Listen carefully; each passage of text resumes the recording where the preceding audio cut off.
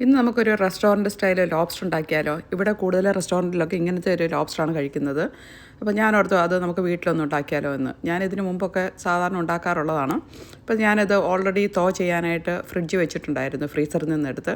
അപ്പോൾ അതിൻ്റെ തണുപ്പൊക്കെ മാറിയിട്ടുണ്ട്. ഇനി ഇതിൻ്റെ പുറം നമ്മൾ ഇതുപോലെ ഒരു ബ്രഷ് കൊണ്ട് ക്ലീൻ ചെയ്യുന്നുണ്ട്. കാരണം നമ്മൾ അകത്തെ മീറ്റ് ഈ ഷെല്ലിൻ്റെ മുകളിൽ വെച്ചാണ് നമ്മൾ ബേക്ക് ചെയ്യാൻ പോകുന്നത്.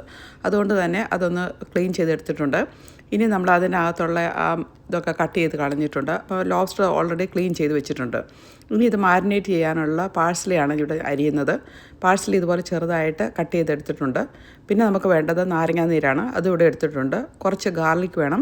അപ്പോൾ ഇങ്ങനെ ഒരു ഗാർലിക് പ്രസ് കൊണ്ട് ചെയ്ത് കഴിഞ്ഞാൽ നല്ല പൊടിയായിട്ട് ഗാർലിക് കിട്ടും. നല്ലൊരു സാറ്റിസ്ഫാക്ഷനാണ് കേട്ടോ ഇങ്ങനെ അതുകൊണ്ട് ചെയ്യുമ്പോഴത്തേക്കും. നല്ല രസമാണ് ചെയ്യാനായിട്ട്. പിന്നെ കുറച്ച് ബട്ടർ റോഡ് വേണം. അത് നമുക്ക് ചെറുതായിട്ടൊന്ന് മെൽറ്റ് ചെയ്തെടുക്കാം.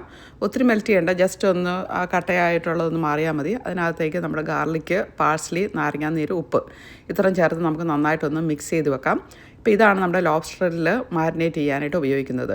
ലോബ്സ്റ്റർ എങ്ങനെയാണ് ക്ലീൻ ചെയ്ത് എന്ന് കണ്ടല്ലോ. അപ്പോൾ ഇതെങ്ങനെയാണ് നമ്മളിതിനകത്തു നിന്നും മീറ്റ് പുറത്തെടുക്കുന്നത് കാണിക്കാം. അപ്പോൾ നടുവേ ഇങ്ങനെ ഒരു സിസേഴ്സ് കൊണ്ട് കട്ട് ചെയ്യുക. അപ്പോൾ അതിനകത്ത് നമ്മുടെ ഷ്രിമ്പിനകത്തൊക്കെ കാണുന്ന പോലെ ഒരു വെയിൻ കാണും, അതെടുത്ത് മാറ്റണം കേട്ടോ. അത് കഴിഞ്ഞ് രണ്ട് സൈഡിൽ കൂടെ നമ്മൾ ഷെല്ലിൻ്റെയും മീറ്റിൻ്റെ ഇടയ്ക്കോടെ നമ്മളിങ്ങനെ വിരൽ കൊണ്ട് നമ്മൾ പതുക്കെ സെപ്പറേറ്റ് ചെയ്ത് നമുക്ക് ഇത് പുറത്തോട്ട് എടുത്ത് വെക്കാൻ പറ്റും. അപ്പോൾ ഇതെല്ലാം ഇവിടെ റെഡിയാക്കി വെച്ചിട്ടുണ്ട്. ഇതൊന്ന് മാരിനേറ്റ് ചെയ്യാം. നേരത്തെ പ്രിപ്പയർ ചെയ്ത ബട്ടറിൻ്റെ മിക്സ് ഉണ്ടല്ലോ, അത് ഇതുപോലെ ലോബ്സ്റ്ററിൻ്റെ അകത്തും പുറത്തും ഇതുപോലെ മാരിനേറ്റ് ചെയ്യണം. അത് കഴിഞ്ഞ് നമ്മൾ ബേക്ക് ചെയ്യാനാണ് വയ്ക്കുന്നത്. ഈ സമയത്ത് നമ്മുടെ ഓവൻ ഒരു 350 ഡിഗ്രി ഫാരൻഹീറ്റിൽ ഓവൻ പ്രീ ഹീറ്റ് ചെയ്തിട്ടുണ്ട്. അപ്പോൾ ഇതെല്ലാം നമ്മൾ ഇതുപോലെ ഓരോ ലോബ്സ്റ്ററിൻ്റെയും അതിനകത്ത് ബട്ടർ ചേർത്തിട്ടുണ്ട്. അതിന് മുകളിലേക്ക് കുറച്ച് പപ്രിക്കാപ്പൊടിയാണ് നമ്മളിവിടെ ഇതിനകത്ത് ചേർത്തിരിക്കുന്നത്. അതും അതിൻ്റെ മുകളിലോട്ട് നമ്മൾ സ്പ്രിങ്കിൾ ചെയ്യുക. അതിനുശേഷം നമ്മൾ ഓവനകത്തോട്ട് വെച്ചിട്ടുണ്ട്. ഈ സമയത്ത് നമ്മൾ കുറച്ച് അസ്പാരഗസ് നമ്മളൊന്ന് സോട്ടേറ്റ് ചെയ്യുന്നുണ്ട്. അതിനുവേണ്ടി ഒരു പാനിനകത്തേക്ക് ബട്ടറും പിന്നെ കുറച്ച് ഒലിവ് ഓയിൽ ഒഴിച്ചിട്ടുണ്ട്. അതിനകത്തേക്ക് ഗാർലിക്ക് ഇട്ടിട്ടുണ്ട്. അതൊന്ന് മൂത്ത് വരുമ്പോൾ അതിനകത്തേക്ക് അസ്പാരഗസ് ഇതുപോലെ തന്നെ അങ്ങ് ഇട്ടിട്ട് ഒന്ന് ജസ്റ്റ് ഒന്ന് സോട്ടേ ചെയ്തിട്ടുണ്ട്.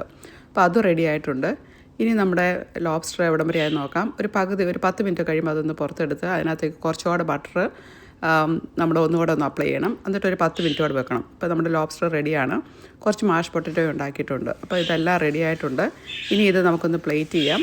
ലോബ്സ്റ്റർ എടുത്തിട്ടുണ്ട്, പിന്നെ അസ്പാരഗസ്, പിന്നെ മാഷ് പൊട്ടറ്റോ. അപ്പോൾ ഇതെല്ലാം കൂടെ കൂടി ഒന്ന് എൻജോയ് ചെയ്യാണ്. ഒന്ന് ഉണ്ടാക്കി നോക്കൂ കേട്ടോ.